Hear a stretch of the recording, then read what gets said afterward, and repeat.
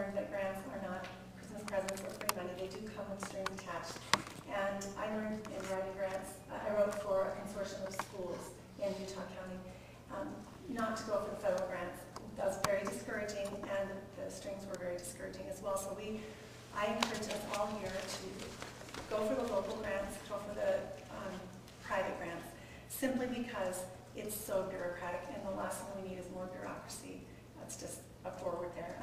I've been studying CTC, and I agree that we do want to address, as we all agree, we want to address youth problems. We all love our youth, we're all concerned, and it's a great idea to bring police and schools and families and churches together to work on these problems. I love that idea.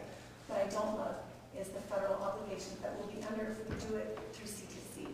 Because CTC started as a private organization, but it was sold. It was called Channing Beat. It was sold to the federal government a couple of years ago, and now they own it. And so when we accept the money, and honestly, $10,000 is not that much money. When we accept that money, we are going to get obligations. I don't know what they are because I can't get access to the grant itself. You probably can because you're a city. I'm no longer a professional grant writer. I can't get that access. But you can, and I would offer my services for free. I would love to just read that grant and analyze it, or better yet, get a lawyer to analyze it and let us know what are the long and short-term obligations that we'll be under if we do choose to go the CTC route. Because these are things that are not short-term. Long after the grant money is spent, we will still have these things in place. University of Kansas has done a study of the pros and cons of CTC. My little talk today is a little too long, so I made a copy. I'll give it to you. Hopefully you'll read it. I'm just going to highlight a few of their cons that I'm not going to the pros are obvious. We all know the pros, but I'm going to hit on the cons. University of Kansas says the approach is only inclusive and participatory for certain people. In other words, they have these key stakeholders that get to make the decisions about what we want to focus on with CTC, but it doesn't include everyone. So if I get invited, I'm going to probably ask Linnell and Lisa and Renee to be on the committee. That's not inclusive. Where are the Democrats? You see what I mean? It's not really including everyone. And another problem they found was the claim of allowing communities the freedom to devise their own solutions is only partially accurate. Because it is a top-down program, it's kind of like a McDonald's. Here, this is how you do it. That takes away some of the creativity and the local wisdom from the program. University of Kansas also said it encourages communities to follow directions rather than throwing heart and soul into the effort. A ground-up effort is harder to do because they don't just hand you the blueprint, but it can be a lot more from the heart, and it can also involve a lot more people if people are really giving their work instead of just employing a bureaucrat to administer a program that's already been laid out for us. University of Kansas also said it is to a certain extent based on assumptions, and long-term data have not yet been collected. It also says there's less flexibility in the model that might be desirable. What's most appropriate or effective for one group may not be for another community across the nation. We're all different communities. I added a couple of my own disadvantages to what University of Kansas had found. Being owned by the federal government, it makes us beholden to their rules and their agendas, which may not match those of Heber City. CTC will require ongoing solicitation either of federal funding or taxation or local ways of finding that money. So we need to really have a good cost analysis before we move forward on this. CTC adds a layer of bureaucracy and government salary. CTC asks for archival and ongoing data to be collected and shared with the federal government. They do say that it's aggregate data, meaning clumped data, not saying Johnny Jones, who's 7 years old, has a problem with Ritalin. But nevertheless, in a small community like ours, that data may not really be fully protected and really private, depending on the nature of who is a stakeholder, who is able to access those documents, and whether or not the aggregate data remains in aggregate form. Because of another issue I'm working on, I've done a lot of research on local data privacy and federal data privacy issues, and these things are so fuzzy that there are lawsuits happening on the federal level right now about data privacy issues. It's a huge, some people say it's a civil rights issue of our time, is privacy, human privacy. So I think that's another whole thing that we need to carefully analyze before we move forward with CTC is who's going to get the archival data, who's going to get the data collected from the youth surveys, and who's going to see that? Which eyes are on it, and how do we know that the wrong eyes won't use it for purposes that it was never intended for? That's a big one for me. The most concerning red flag of all for me with the CTC is when actually looked at the survey itself. Well, the survey itself is here. I don't know if I'll have time to go through all my concerns, but this here is from Communities That Cares PDF online. It says risk factors, protective factors, and problem behavior indicators. Now, some of them are obviously, we all agree, but some of them we don't. Like, we all agree that the availability of drugs is going to be a risk factor. But what about this? Norms favorable toward drug use, firearms, and crime. All in one sentence. This is Heber City. Our kids are always out doing target practice and shooting deer. Firearms are a norm in our community. So maybe in the heart of New York City, they worry about a kid having access to a gun because they have tons of gangs. We don't have tons of gangs here, and we do have a lot of people who really strongly believe in gun rights rather than gun control. Now, even in this room, we may not agree on that, but my point is, whether or not gun control is a wicked thing or a wonderful thing is not the issue. The issue is this has values embedded in it. And if we allow the federal government or CTC to write these questions that our students will be reading and answering, that's kind of giving us a doctrine that we may not really agree with. So my recommendation would be, if we want to do a program like CTC, great, but let's have qualified people write the questions for our own community. We can even use this as a template, but let's change it so that it says we don't see firearms, crime, and drug use all in the same risk factor.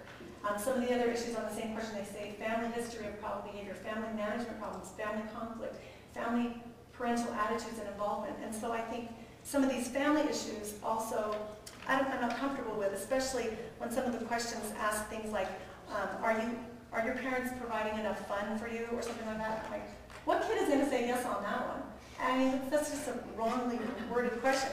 Another one, are you close to your mom and dad? Well, not today, you know, my mom is PMSing and I can't stand it. You know? I mean, things like that happen. Kids, these questions, I just intellectually don't agree with the way the questions are written. But the really worst thing about these questions is 10-year-olds are going to be reading this, okay? Now, I don't even know, except for the context, which of these drugs are prescription drugs and which are awful drugs. Like, for example, they have Adderall, never heard of it. I wouldn't know that from ecstasy. Happens to be a prescription drug. Ritalin, Ambien, Valium, Xanax, Tylox, OxyContin, Vicodin, crank, crystal meth, methamphetamines, ecstasy, LSD, acid, psychedelics, peyote, PCP, LSD. Some of them I know, some of them I don't. Now, I may be, you know, a little on the Molly Mormon side, but nevertheless, I know my 10-year-old has not a clue. I mean, he knows what beer is because of commercials, but I don't want my 10-year-old exposed to this. I think that this is an innocence alert. There are certain kids who will be, the opposite effect could happen from what we want. They're going to be reading this going, oh, I can sniff glue? Oh, what the heck is Vicodin? I think I saw some in my dad's closet. I mean, I just think the questions themselves need to be better if we're going to use something like this. And by the way, I'm told, I've never seen the Sharp survey, but I'm told that we have a survey already in our schools extremely similar to this, that we do every 2 years. I need to educate myself more on that, but if that's the case, I think we need to look into that as a side note. Just a few more minutes. Yeah, I'm sorry. I did too much research, I think. That's good. A couple more examples from the survey. Let's listen to this, okay? Would you like your 10-year-olds, or any of your kids, what are the chances you would be seen as cool if you A, smoked cigarettes, B, began drinking alcoholic beverages regularly, C, smoked cigarettes, or D, carried a handgun? I mean, are they asking which one of those makes me the most cool, or it doesn't even make sense. That's an exact question. It shouldn't at least be an essay question. And should guns and alcohol be in the same question? Another question, use Durbisol in your lifetime. Because it's not an essay question, they can't say what the heck is Durbisol. They can't say multiple choice.